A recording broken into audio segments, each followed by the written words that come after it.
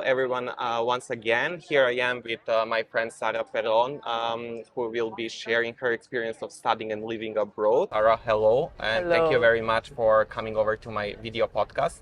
Thank you for having me. It was nice actually meeting you again after 2 years.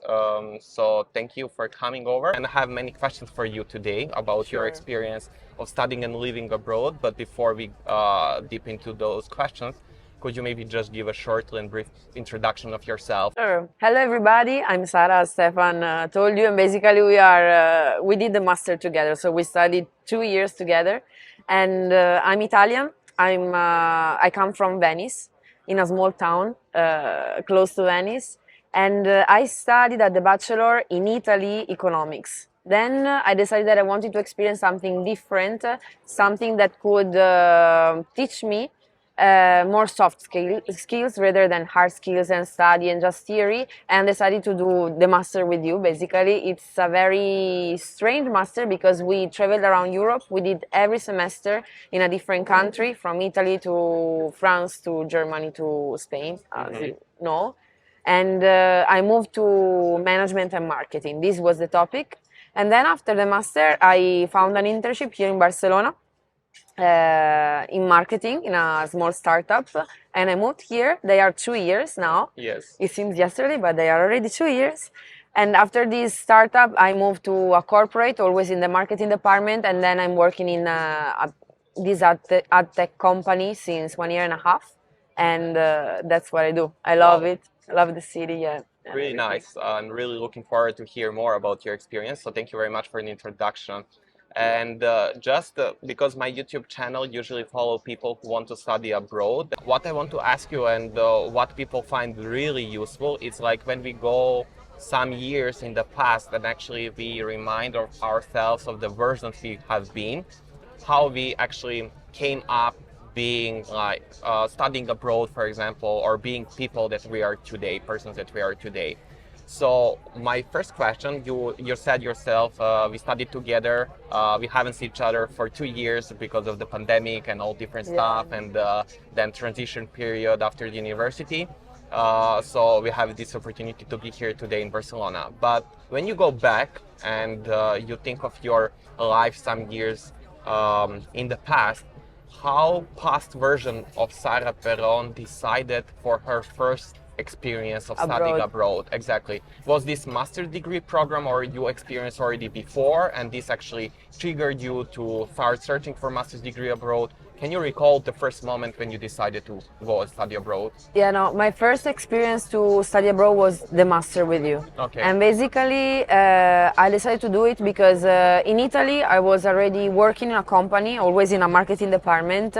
And I was also finishing my bachelor at the same time, and I was realizing that what the university taught me was not what the job environment was asking you. Basically, the job environment, it was too theory, and the job environment is much practical. You will see in the future. You can, I think, you can agree with me that you need to develop your soft skills much more than knowing by memory something. Yes, it's important to have the information, but you can always learn. So at this point I was a bit frustrated and I had to choose my master, and I was looking for a master that could provide me with these soft skills, something that was more practical rather than studying and that's it, and something that could teach me more in general. And I found the EMBS, European Master in Business Studies, which, as I was explaining you before, allowed us to stay in a super international environment because we were a group of 22 people from 11 different countries from all around the world. So first of all, the language. I could practice the language with you. But not only, it's also approaching different cultures and be flexible, understand how the other think and adapt to it. And on top of it, our master was much more practical than a normal theory course, and that's it. So there were group projects, company projects, and this is what I was looking for, something that could provide me for more soft skill, put my hands directly on the project and not study, and that's it. And this is why I chose to go. And the fact of traveling around was a big plus because I mean, when you get the chance, first of all, and second, it's a huge experience. I grew so much because of this, so much, and Yes. that's the reason why. Thank you for sharing this. Actually, this was one of my triggers as well, because I was studying my bachelor 4 years in Serbia. Bachelor studies last for 4 years, and then it was too theoretical for me, and I wanted to experience different kind of educational system. So actually searching for something that is more practical and meeting people was something that was kind of attracting me to start and maybe find some master degree study program abroad and meet people. And so thank you. I Same. think this is something we have in common. But when you recall this moment, I get many questions from students following my blog and YouTube channel, asking me how did I know that studies abroad are for me, how I wasn't scared, what about my English skills, and these kind of questions. So what was your fear, let's say, or something that was giving you like kind of like adrenaline? I would say, okay, I'm not sure about this, but anyways, I go for it, you know? Okay. So for me, it was actually English language skills. For example, I was not sure how good or how bad my English is. And I said, okay, but I'm willing to improve it. So I just let myself like be there. The language, I was scared as well, but I come from a background, I studied languages at the high school, and I did a bachelor that included English classes as well. So I knew that I could do something, but I was scared overall on the first day of meeting you, because I didn't know if you could really understand me. And then when you're there, you realize that in reality, your English doesn't need to be perfect. You just need the other people to understand you. If you don't remember a word, it's fine. You will find a way to explain them. So the language was for sure one, but I just tried.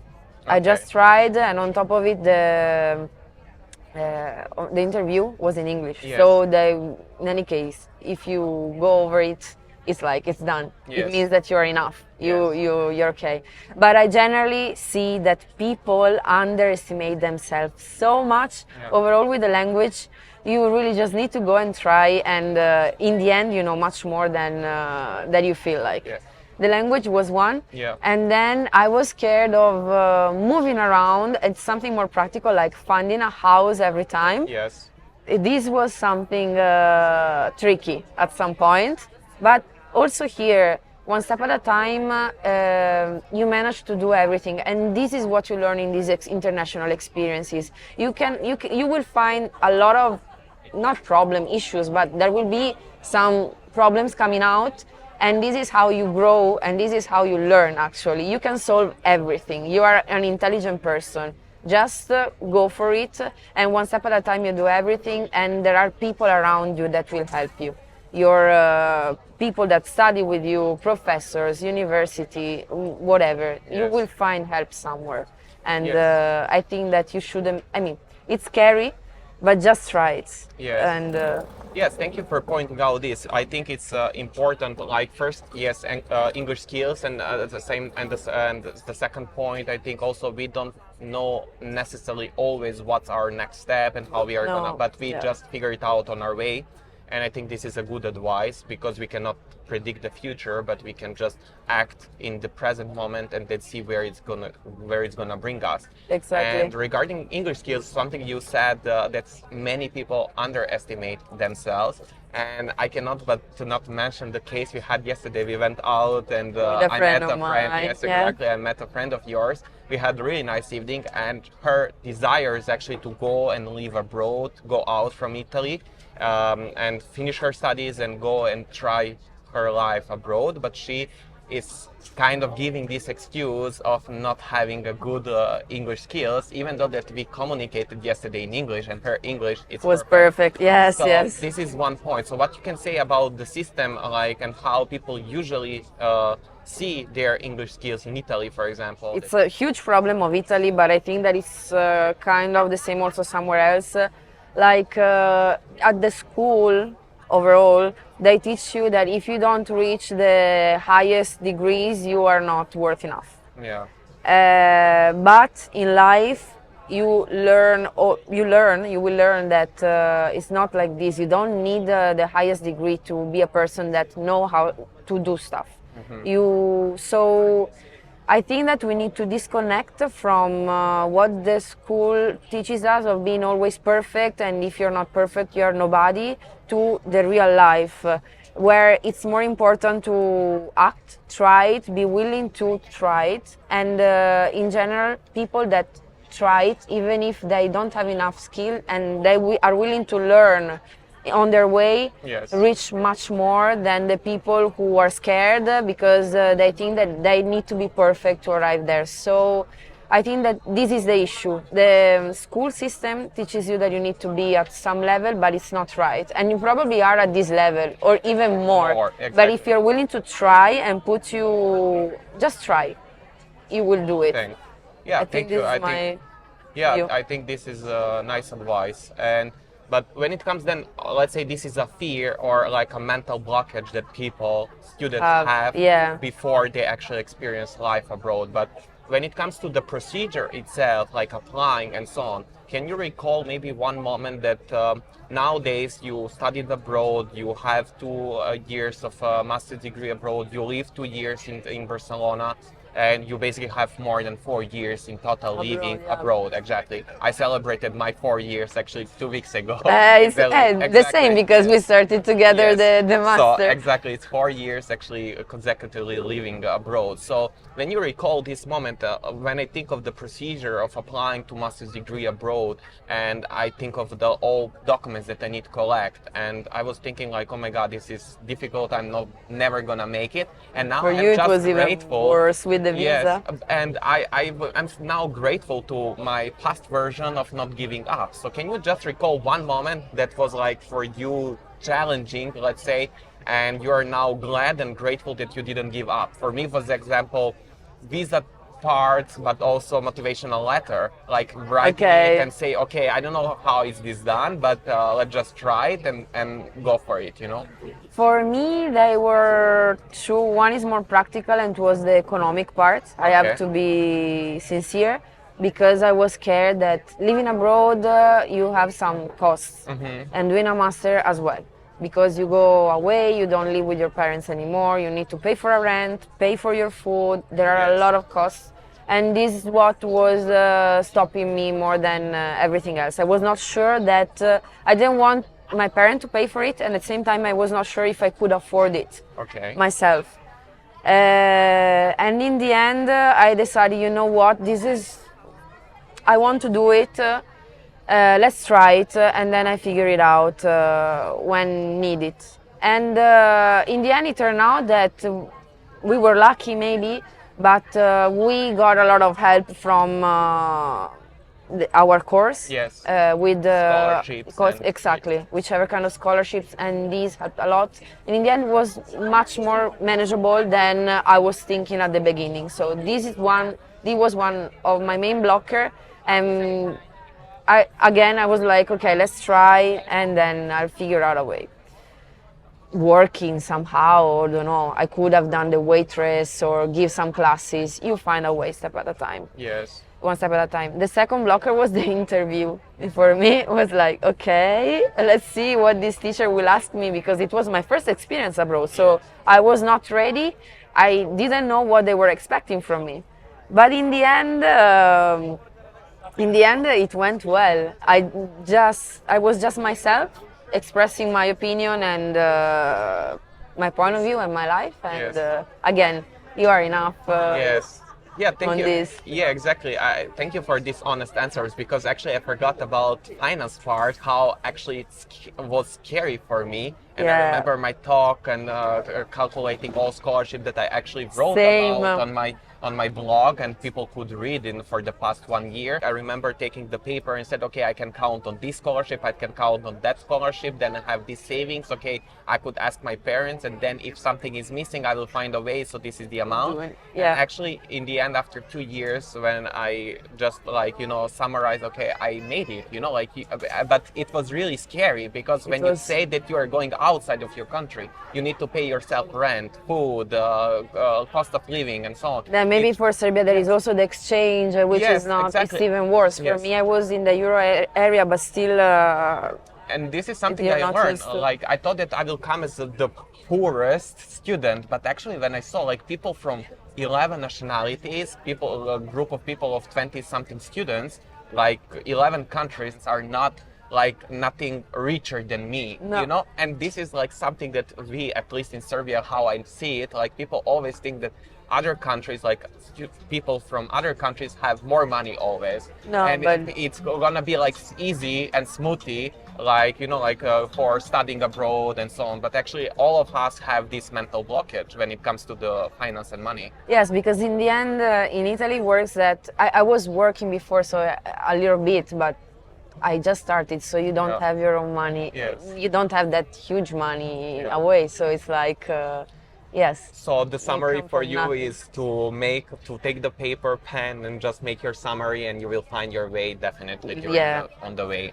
And if it's something that you like and you are really believing in, you always find Find a way. exactly. Or at least you try it and then you tried. Yes. Thank you so much for this. This was really important stuff too, because I get many questions when it comes to money and finance stuff and budget and so on. So I really think it's helpful for students to see, okay, we didn't have the path either figured out at the beginning, but then you find your way. Yeah. So once you have this experience and all skills, and now you have this international background of yourself, like of 4+ years studying abroad, when you compare as an Italian, because many Serbian students go to Italy for studying their bachelor or master, when you compare you as an Italian student, other educational systems, what you can see as the difference? People in Serbia find Italy as a country, as a destination to study. But actually my expectation was that once I go out from Serbia, I will have more practical part, but then first... Italy is the wrong country. Exactly, but I didn't know this until the point I moved to Italy. So what you can say as an Italian about Italian system, educational system, other educational systems? Then this is also personal, but I believe again, in real life you need to know, you don't need to know a lot of information, but you need to know how to get them, learn out of them, and then be willing to try to put them in practice. The system is super theory. You have books, you study, you learn them by heart, and you put it in practice. And you're evaluated on this. Are you learning something? Yes, it's important to know a little bit of theory in the back, but you don't know how to put this in practice. And then in real life, what they ask you is, okay, it's not do you know this information, it's like how do you put this information in real things. So I think that this is a part that is missing in the Italian system and that I don't like. For this reason, I was looking for a master that was more practical, where I could do more projects, group presentation, collaborating with companies to develop something for the company. This is what I look for. And this is something that in Spain we got much more, I think, with the company project. We did a company asked us to provide them with a research from where they would have taken decision. So this was super useful. You really put yourself into the business mode and try to do the best toward an objective. This is where I learned. And then I loved also France because we did a lot of group works, and this is how you train your soft skills, your team group projects. Basically, you need to understand how to behave with a person, and all the person are different, and you need to adapt to this, and you need to try to, I don't know, create a team. So this is super important in a company. They are always looking for somebody that knows how to play in a group. So this is super important as well. Yeah, exactly. Either yes or no, but you need to be collaborative for sure. So this is what I appreciated from the French system. And on top of it, in France, I love the fact that we had teachers that were workers. So they were teaching us their day-to-day life in a theoretical way, but still applying it to real example. They had practical experience. Exactly. So Italian system is good to know how to learn stuff, but then how to put into practice. The French way of teaching, so a lot of group works. The Spanish, because we managed to work directly with the company. And then in Germany we did a thesis, so it was very theoretical there as well, but because of what we did. Yeah. This is my point of view. I think this is a nice comparison of the different educational systems, that they have a different grading system, different As well, yeah. points that they are focusing on. Then I would say power distance between students and professors, which is different from country to country. Also This is also what where you learn your soft skills. You need to adapt yourself to the others. You cannot exist as it is, and this is something that will help you in the future. So adapt to the German system, where the teachers are more, I don't know, they want this and you need to give them this. Adapt to the Italian system, adapt to the French system. And again, this is what you learn while going abroad. Yeah. And this is what will help you in the real life and in your job, not the information. Of course, also the information, but more is the attitude. Yes. You learn the right attitude, I think. Yeah, thank you for sharing this. Yes, I completely agree with you, and I think that studying in different countries actually gives you this point of view that you are able to see once you change the systems, and you see what you like more and so on. So thank you for this. Now I'm in a super international company, so basically every day I talk with people from Russia, from the US, from the UK, from Italy, from Spain, from France, whichever, okay? Mm-hmm. And even in my team there are people at least from 6 different countries, and I have a colleague from the UK, and he speaks super fast, and he eats his words so much that nobody understands him. Nobody, okay. Nobody. And so this is an example of where it's even an English person has problem in making himself being understood by the others. So every time if something like this happens, it's super normal, because when you are in an international environment, it's normal. You just ask him to slow down, repeat, and we found a joke. So basically, when he realizes that we are not understanding him, we ask him to switch to his French accent.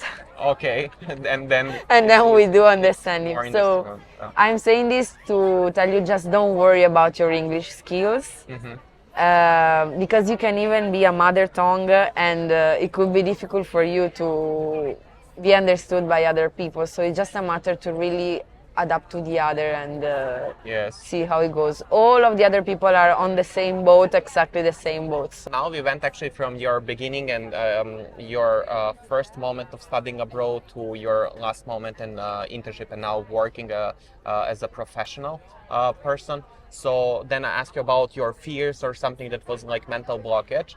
And just for the end of today's podcast, I would just like then to ask you how, when you look back at all this experience of past 4+ years, and the person you are today as Sara Peron, sitting here in Barcelona with me, having this drink and recording this podcast, what you can take some key points that life of living and studying abroad bring to you, being the person you are today? By studying and living abroad, I first of all understood to be less perfectionist and just try and do stuff. As I'm saying this since, I don't know, the beginning of this, but it's really what is life, what is about life. Life is problem solving in the end, and being abroad trains you in this a lot, and you don't need to be perfect. You need to achieve your goal in somehow.